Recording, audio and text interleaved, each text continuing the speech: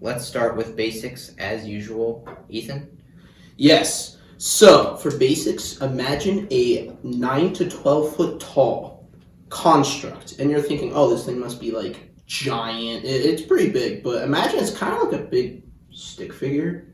Yeah, they can Sure. vary in size, Yeah. but for this version, it's going to be a little bit bigger than a person. And by construct, what we mean Like is a golem. like a golem, but not a golem. So a construct is like an inanimate object of some sort. So you could think like robot, I suppose. Yeah, well, But actually, it's- they are probably the closest to robots out of all of the constructs. Correct. Yeah, definitely. Kind of like Warforged. They're robots, except they're not powered by energy or engineering. They're instead just powered by magic. So imagine like a suit of armor is just inanimate objects, right? It's just a bunch of parts. But imagine it's standing up and walking around as if there was someone in it. So it's animated, but it's not animated because it's alive, and it's not animated because of any technology. It's just magic walking around. Right. And so we're not talking about suits of armor. We're talking about specifically shield guardians. Yeah, so, I mean, don't think of them as just like a suit of armor. They are pretty, like, they got some parts and mechanisms to them. So mostly, like, their arms and their, like, legs will be mostly made out of a magical wood. Right. Which is pretty unique. While their torso and their head will have normally have a great helm or like a knight's helmet and armor. They have abnormally large hands and feet for their size, so they just got really big feet and hands, just punching and kicking things. And those are normally made out of rock or metal. So it can vary, depend, but there's a bunch of materials that go into this construct, which is actually pretty unique compared to like the clay golem, which is just clay. Right. It has like all sorts of parts to it. And it can vary in different shapes. Like you might have one that's like might have 4 arms. Right. Or there's one that might, be like on all fours, like a horse one or something. So they can vary in different types, but normally they're like these big knights with like wooden joints, and they have, they're kind of like bulky. The largest ones can go up to 15 feet tall, so they can get very big. All right, let's not get too specific. We're still in basics. But yeah, in essence, they are some sort of shape, normally the shape of a human, that is made out of wood, rock, and metal. Yes. In varying degrees of mixtures, so whatever you want it to be. And so that's what they look like. Their general purpose on a basic level is to protect. So wizards, if you've ever played a game like World of Warcraft or I don't know, D&D, you have noticed that wizards are sponges. They will die. No, well, sponges, I don't know. They soak up the damage. Let's just say okay. There's do you know how rocks like resist damage like barbarians? Sponges, they soak up. I think sponges is the wrong word, but I get what you're saying. No, they're a damage sponge. They just eat the damage. But you could say a tank is a sponge in a way because they take the damage and they're fine. Okay, wizards are squishy. Sponges are squishy. Wizards are squishy. Yes. They don't have a lot of hit points and they are vulnerable. So part of if you read like the Dragonlance series or something, it goes into depth of how wizards, in order to command the powerful magic that they do, they have to sacrifice their physical power.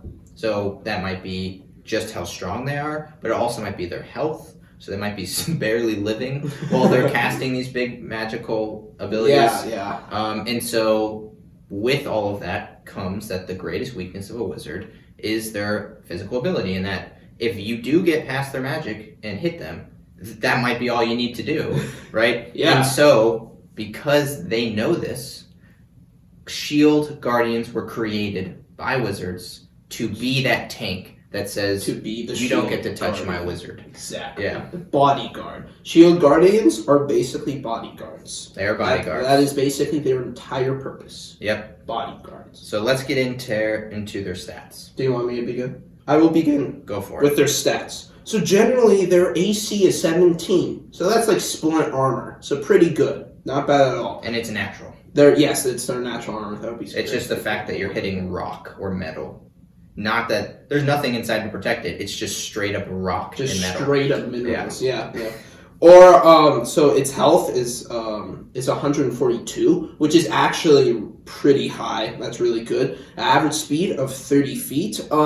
They can understand any language that its master speaks, but it can't speak itself, so it cannot talk. But its general stats, it's of course a brawler or a thug class, I guess. Their strength, they have high strength and high constitution. Their strength is a +4. Their dexterity is a -1 because they're a big machine. Their constitution is also a +4. Their intelligence is a -2, so they're stupid. Yeah. Their wisdom is a +0, and their charisma, very high charisma. No, I'm just kidding. No, they got no charisma. They're literally just metal. So -4 charisma. Yeah, -4. Not good. So what you would expect from a big mindless robotic tank, basically. Yeah, literally. So yeah, as you said, they can understand any language, specifically the commands of any language, because they have no other reason to listen to anything other than to take commands. But they cannot speak in any way. They have their, in terms of their senses, they have blind sight, 10 feet. Yeah, that's really good. Only 10 feet though.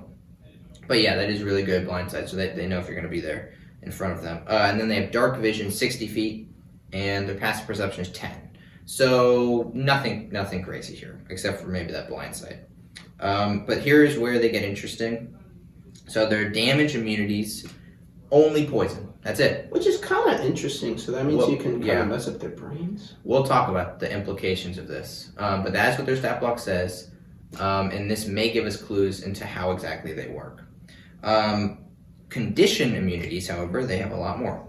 They have immunity to being charmed, exhausted, frightened, paralyzed, and poisoned.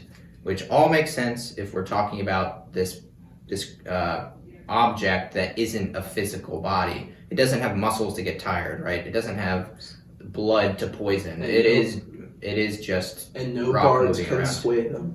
Yes. Literally has the most overpowered condition. Can't be charmed. Cannot So be charmed. bards are useless. Yes, they are. Towards these guys. Well, maybe not. We'll get to it. And so yeah, that's their general stuff. Want to go into attacks? I can go into their special abilities. All right, I'll handle attacks. Which then. one of the scariest things that these guys have is regeneration. Right. So these things heal every turn, and what's unique about them is you can't really stop their healing. So, for example, like a vampire, they heal, but you can stop them by like shoving the sun in their face, or giving them garlic, or putting them in water. And they heal by doing certain things, right? So they can bite you and heal. Yeah. But these guys just heal. They just when you heal. cut them, their parts just mold back together magically. Yeah. So the only way to truly kill them is to make them drop to 0 hit points. So it's kind of like. It's just very hard. You just have to do a lot of damage each turn because they'll just keep healing. So you cannot leave the battle and come back. They'll just be fully healed. Right. They have high hit points, but not only do they have high hit points, their hit points regenerate 10 per turn as long as they have 1 HP. So that's pretty OP. Pretty OP. Okay, you want continue? Yeah. So probably the most unique ability it has is it can store a spell. Right. Which is a really cool ability. So as we're talking about how wizards created them, they're they can just walk up to the shield guardian and store like a 9th level spell on them, and then no, they can't. No, they can't do that spell. So it's 4th level or lower. Okay, which is still you have very lots of strong, options. Very strong. Yeah. So maybe the wizards put a healing spell in there, and then boom, wizard just in case if the wizard gets in trouble. We'll get into all the specifics, but for now, let's just say what can they do? Yeah, so they can basically store 1 spell by the wizard 4th and lower, basically, which is very powerful, and it'll stay in there forever until it's used. It'll be programmed into the shield guardian, and it can basically cast this spell if its controller commands it to, or if a trigger happens that the controller has programmed into it.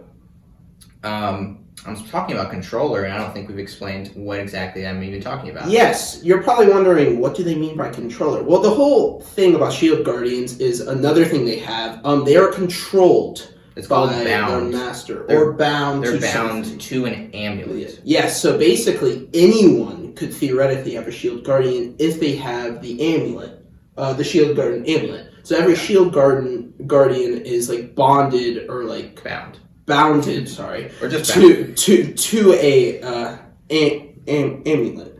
Yeah. And so basically, the amulet also gives them powers. So, for example, if the master and the shield guardian are in the same realm, like literally like anywhere in the world, the master can call on the shield guardian, and the shield guardian will know where they are, like anywhere. Yeah. Like they know where they are. This is on their stat block, so it's called bound, and it means they're bound to an amulet. And whoever wears the amulet can telepathically communicate with the shield guardian no matter where they are, as long as they're on the same plane. The shield guardian knows always where the amulet is, so the shield guardian can find the amulet wearer whenever. And if they're within 60 feet of the amulet wearer, they automatically take half the damage. Yeah, which is crazy. Yeah, that the wearer would take. Yeah, no, which is just part of them being a guardian. Yeah, so literally it just makes wizards like even more stronger because they're literally resistant to everything technically if they're close enough to the to the guardian. And do you want to tell them what the final special ability is, which is called shield?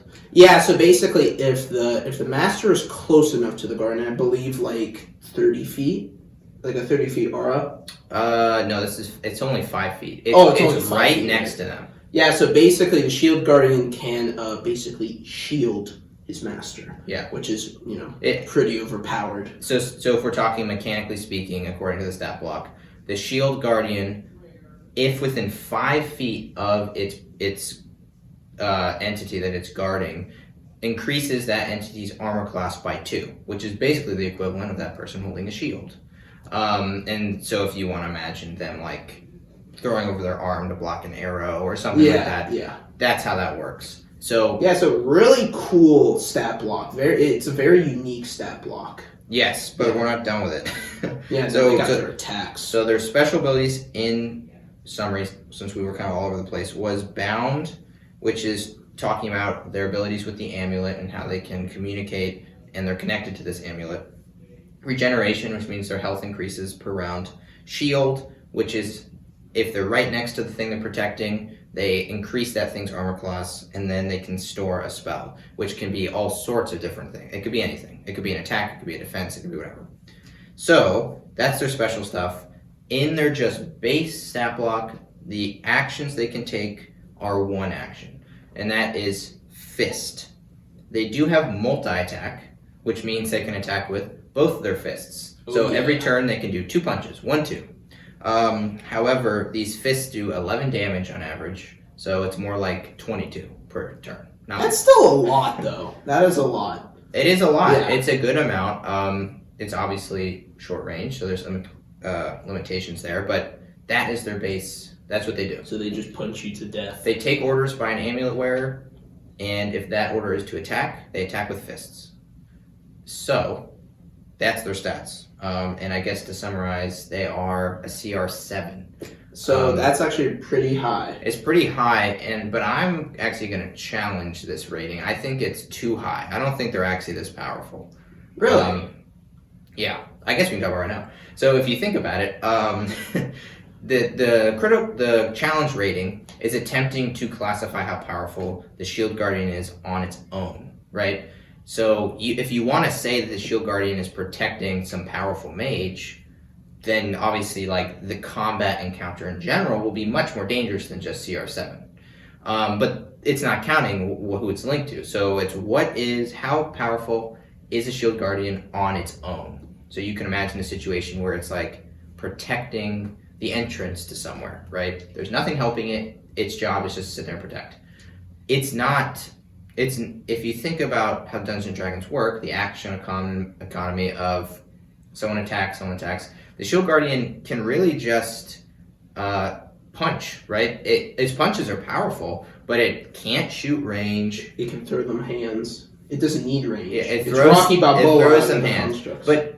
But even, and that's just if you're in a boxing match. Like in a boxing match, a 7-level character might be fine. What really makes the Shield Guardian strong is the fact that it has so many hit points and it will recharge them. But in the end, defense does not win out, right? Like it may take a while to kill the thing, but over time, a party of 4 level 7 Shield Guardians will not lose. Yeah. It's not gonna happen. And you can add environments, right? Like hopefully as a DM, you're setting up a combat encounter that has more aspects to it than just Shield Guardian punches and you punch back, right?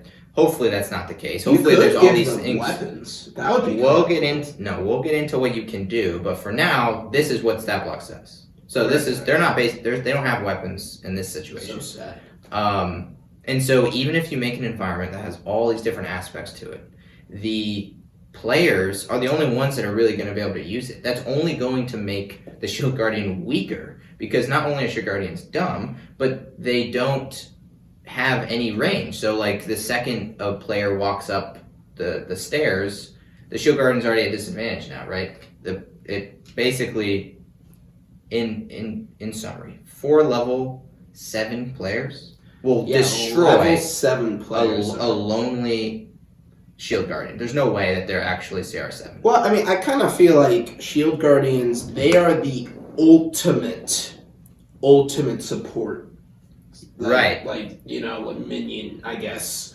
Like, they are just, like, they're literally not meant to fight. Well, they're the tank, I would say. Yeah, they're literally, terms, yeah. what their purpose is to eat damage. Right. So if they're on their own, they'll eat that damage, but eventually they'll die. So their difficulty will really be about what they're paired with, which we'll get into. But for now, I'd say that was a pretty elaborate that was a big interpretation of their stat block.